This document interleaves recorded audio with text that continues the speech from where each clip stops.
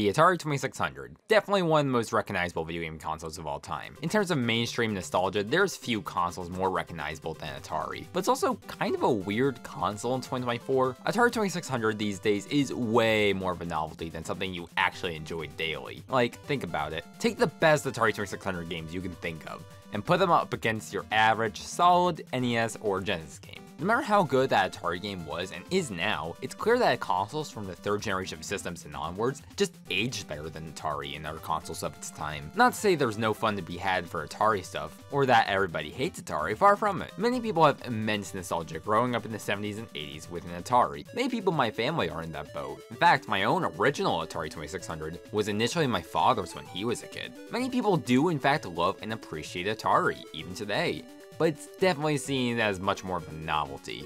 Like, buying an Atari 2600 console today may cost a decent amount, but after that, the average 2600 game goes to only like $5 a pop online.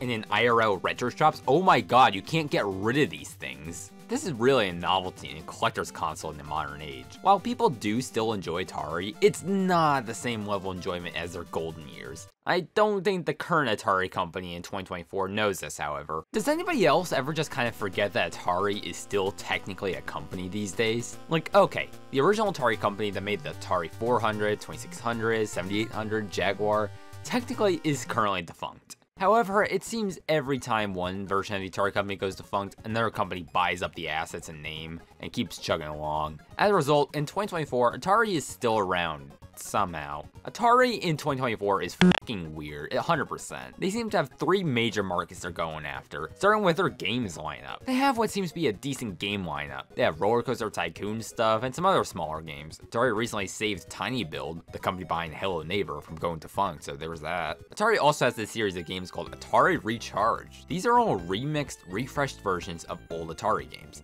Honestly, these look really solid from what I can see and gather.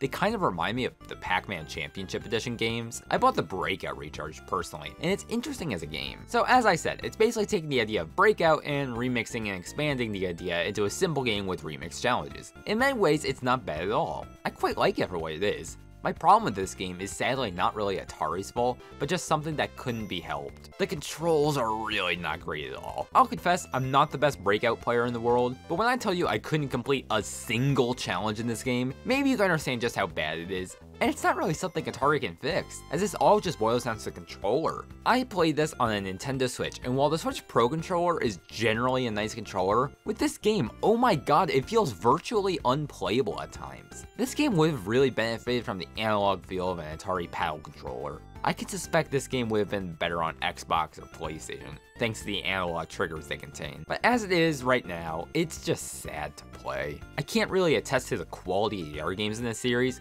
so I won't speak on it, but I imagine it's the same sort of deal of taking original Atari games and remixing them into a modern game with remixed challenges and effects. Aside from the Recharged collection of games, the other games on offer seem kinda generic. I don't know, these are all probably fine games, but I'm positive I'm not alone when I say I've never heard of some of these games until today. I did discover this game called Atari Mania, which honestly seems like a fun Atari spin on WarioWare. I may have to look into this game for another time, honestly. I don't want to say more on these games, as I have blatantly not played them, and it feels weird to form an opinion on games I've never played in a video like this. But as for their games, it's not too bad.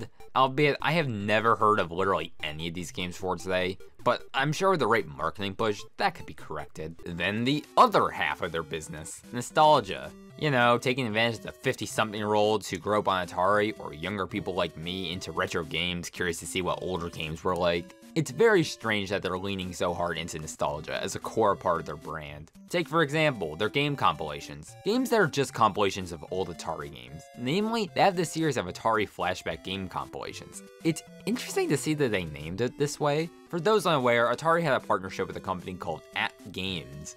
Games made these mini console plug-and-plays under the name Flashback. These were made really cheaply, with very little quality of life to them, poor build quality, poor emulation, etc. They're kinda infamous, so it's very strange that they named this seemingly unrelated collection of games after those low-quality mini consoles. From what I could tell, these collections are pretty solid. I didn't buy any of these compilations for this video because it's Atari. I can emulate a bunch of Atari games on a freaking toaster, and even then, it's more fun to use Atari on original hardware for me. But as far as I can tell, the game selection and emulation are totally solid, with the major drawback being the lack of Activision Atari games, which many consider to be the best Atari games, so that does sting quite a bit. But if for whatever reason you were wailing to play Atari, this is gonna do the trick. They've also done a newer collection called Atari 50. Now, on first glance, this just looks like a standard run-of-the-mill collection of games, big whoop. But this is apparently a very charming interactive documentary / museum of games and interviews and stuff like that, with games spanning across all different types of Atari hardware,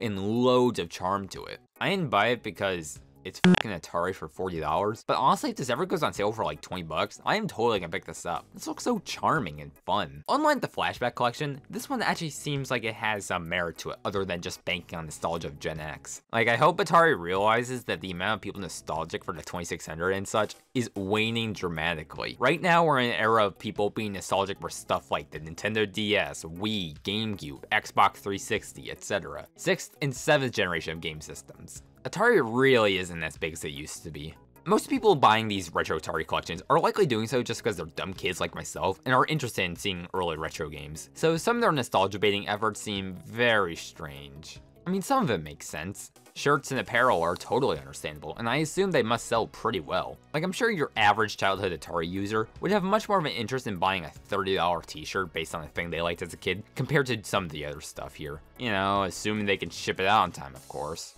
Cough, cough. But to continue on with their nostalgia baiting efforts, Atari will license their name and games out to some other companies that make some niche retro gaming toys and hardware. This isn't new either. The current Atari company has been doing this since forever with stuff like this Atari Plug and Play, or the aforementioned Atari Flashbacks. Take, for example, these portables made by MyArcade. MyArcade is known for doing a lot of these retro handheld things, most notably to me being these crappy things made by them that have a ton of crappy off-brand bootleg games. But in regards to the Atari stuff, some of these are based on an arcade cabinet design, which is strange because these are 2600 home console games and not arcade games, alongside this cheap looking handheld for $40. Then there's stuff like the world's smallest Atari thing, which is really cute as a novelty, but aside from that, I imagine you'd get bored of it before long. They've also worked with Arcade 1UP for these arcade cabinets and tables if you're into that sort of thing, but they also make these dedicated plug and plays dedicated to playing old Atari. So MyArcade has this thing. This is the MyArcade Atari GameStation Pro. That is the most generic name for a game console ever. Jesus, you got enough generic buzzwords in that title? This is a mini console plug and play with over 200 built-in Atari games. Not just 2600 games, but also things like 5200, 7800, arcade games, and others. It's $100 MSRP, and it's designed to play only Atari games, which, bleh. Sure, they have arcade and 7800 games, which is cool, but again, Atari games. It has this extremely generic looking modernization of the old Atari console and controller designs that look way more like CGI fan mockups, except they have RGB on it. Why would they do that? Like, MyArcade, y'all do know that this is Atari. Maybe back in the late 70s, this was considered hardcore gaming, but in the modern day, this comes off as incredibly tacky to put RGB on a console that plays games like this. The controller is quite a bit larger than an actual Atari 2600 controller, which is fine. It's got the same main button like a 2600 pad. There's also a trigger on the backside of the control stick, which I understand why it's there, but I can imagine hand cramps up the ass for this sort of thing. Getting to the console's operating system, wow, this feels so unpolished. Outside of an admittedly cute startup animation, this UI is so unpolished. Arial text, small ass box art, little to no polish or actual animation. The emulation quality is fine enough, albeit it's quite hard to mess up Atari emulation. It does seem really rad that it does contain Atari 5200, 7800, and arcade games for the sake of nostalgia to all 14 people who owned a 5200 and 7800 as kids, but there's also only 8 and 10 games for those systems respectively. Why would they even bother including those consoles and advertise it so heavily when they're barely going to do anything with Atari 5200, 7800. Then there's also a bunch of weird extra bonus games. These are games that are stuff like homebrew games to weird oddities like Super 3D Noah's Ark.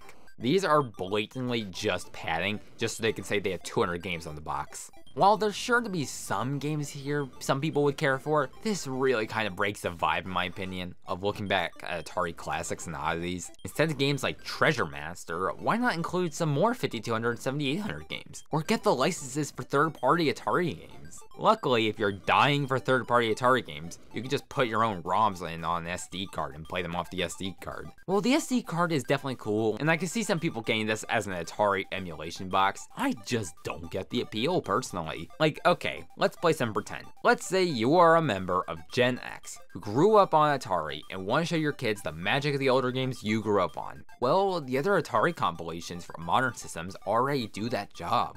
Sure, the control isn't as good, but that younger crowd and even the average childhood Atari owner is likely not seeing these games as much more than a novelty or brief distraction, so most would suffice. If you're a retro game collector, I can't imagine getting much use out of this either, as you'd most likely just want to use original hardware or emulation. And even if you want to consider the SD card slot, if you know how to load ROMs onto an SD card, chances are you could probably figure out how to download an emulator to play those ROMs on something else, like a Raspberry Pi or your computer. Sure, this thing is very simple to set up, just being a glorified plug and play. But for the $100 price tag, why would you pay that when there's much better options for cheaper? $100 is such a stupidly steep price tag for something this mediocre. I bought mine refurbished for around $50, and while that was a bit better, I think a $40 price tag is about what this thing is worth. Remove the pointless bells and whistles like the RGB and bonus games and stuff like that, and you'd probably be looking at a fine enough gift idea or impulse buy online. Well, Atari's nostalgia baiting efforts only start there. In 2023, Atari released the Atari 2600 Plus. Now, after bashing the last console so hard, it's a bit of a change of pace for me to say that conceptually, I love this thing. So, the Atari 2600 is old as hell, right? Over 45 years old at this point. So these things are starting to break down over time. And that's not to mention that their picture quality is absolutely crap these days with their RF pictures. That's where this comes in, the Atari 2600 Plus. This thing is honestly pretty cool. It's basically a reissue of the original 2600 with some added tweaks for 2024. So for starters, it adds HDMI output. This is wonderful to have. While yeah, these games are simplistic enough that they don't need HD, it's nice to have it contain a modern output. This has also meant that Atari has started to reissue Atari 2600 controllers, which is lovely too. I couldn't fit buying them into the budget for this video, but they've recently started selling new joysticks and most excitingly, new paddle controllers, which is awesome. The paddles I have at home were my dad's childhood paddles, and they are heavily used. So it's great to have a high quality replacement so readily available. Same thing goes for games. Atari is selling brand new 2600 and 7800 games. Oh yeah, this thing can play 7800 games too, on top of 2600. I think this thing in theory has a definitive place in the market, as something for retro gaming enthusiasts, as means to play the original 2600 games, and click for 7800. How does this work? Well, this thing is based on software emulation. Basically, this console is running a version of the Stella emulator. It's kinda lame that it's software emulation and not something like hardware emulation, but it's not the end of the world. But it is kind of lame to power this thing on with a cart and have to wait through a loading screen. Also, being software emulation does open the door to some compatibility issues. Atari's website does include a full list of games that aren't compatible, though with the age of some of these cards, some compatible cards just may not work. Take for example, Carnival by Sega. This is listed as compatible. However, I could not for the life of me get this to work. Speaking of carts, this thing comes with a multi-cart of 10 games to play, which is cool. What isn't cool is selecting the game to play. Now, you'd assume this thing would have a menu to help you select your game. What actually happens is that you get this annoying cart with a bunch of dip switches on the back that you have to flick through a certain way to get working, which is very, very tedious. The selection of games on the cart is pretty good though. Honestly, while I was worried about this thing going in, as it seemed almost too good to be true, after trying this, I quite like this thing, and I think from now on, this is going to be my go-to Atari 2600, replacing the original 2600 I have in my console setup at home from my dad's childhood. I wasn't able to test the 7800 cart functionality, as I don't own any, and I've spent enough on this video, but I imagine they'll work pretty well. You can even buy replacement 7800 controllers, the good versions of them too. Now, 2 consoles and a bunch of collections and merch, that's quite a lot of Atari, especially because, you know, they're selling 2 fucking game systems.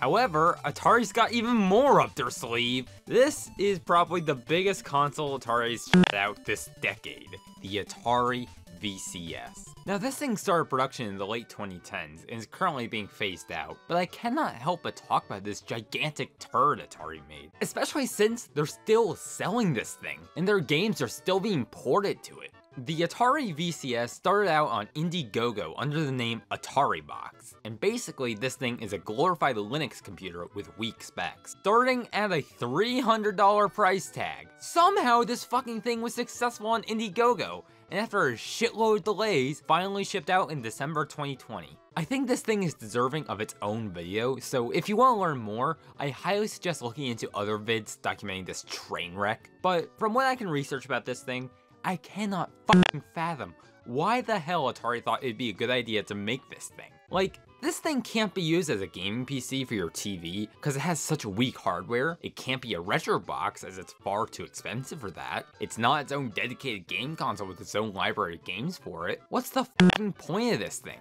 It's an overpriced, underpowered Linux machine with Atari slapped on it. Atari also has yet another game system for sale. While I was working on this video, Atari released the Atari 400 Mini, a classic mini console of the Atari 400 computer. It comes with 25 games, and it's $120. Why? Like, I will admit, I am not very familiar with the Atari 400 computer, but A, is there even a market for something like this?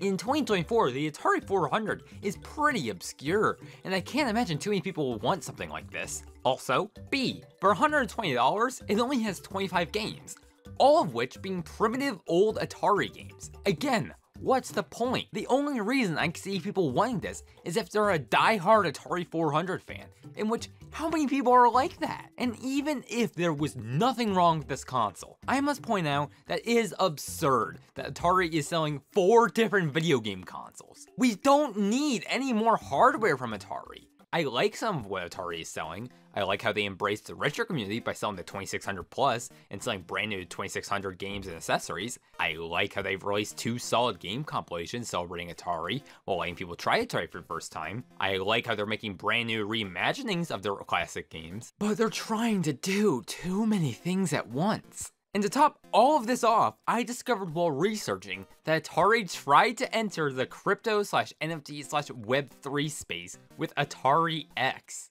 And from what I can tell, this thing flopped too. I can't sit here and claim that I know anything about crypto or anything like that, so maybe some crypto bros can explain it better, but it is truly so pathetic and indicative how Atari X's cryptocurrency, Atari token, is just so worthless. And I feel like this is a good representation of what Atari is in 2024. Throwing shit at the wall and seeing what sticks, and other than nostalgia and a few good things, not much has stuck. The only thing Atari seems to be able to do well is sell merch and nostalgia bait, which is honestly getting really pathetic to see after working on this video. Maybe it's because I don't have any emotional attachment to Atari outside of, ooh, I like retro games. Ooh, Atari is retro. But it is so sad that most of this company's success is based off of nostalgia. And honestly, I have no idea what to suggest Atari to do different. All I know is that their current state isn't something that's gonna work long term, as eventually, Atari nostalgia is going to flatline and get harder to do as people are naturally getting older. Like, nostalgia for the NES and SNES is dying off these days. What makes Atari think that their Atari nostalgia is gonna carry this company? So I'll leave it here and just ask, am I crazy for thinking this? Genuinely, am I alone in my take on what Atari is these days? Or is there something I've missed? Please, genuinely, let me know in the comments below. I am dying to know. And hey, thanks so much for watching this video. If you enjoyed it, please consider subscribing and leaving a like. I know it's cliche and annoying to hear, but it genuinely helps boost this video in the algorithm. Or consider sharing this video to people who may be interested. With all that being said, I hope you all have a wonderful day, and hopefully I'll see you all next time.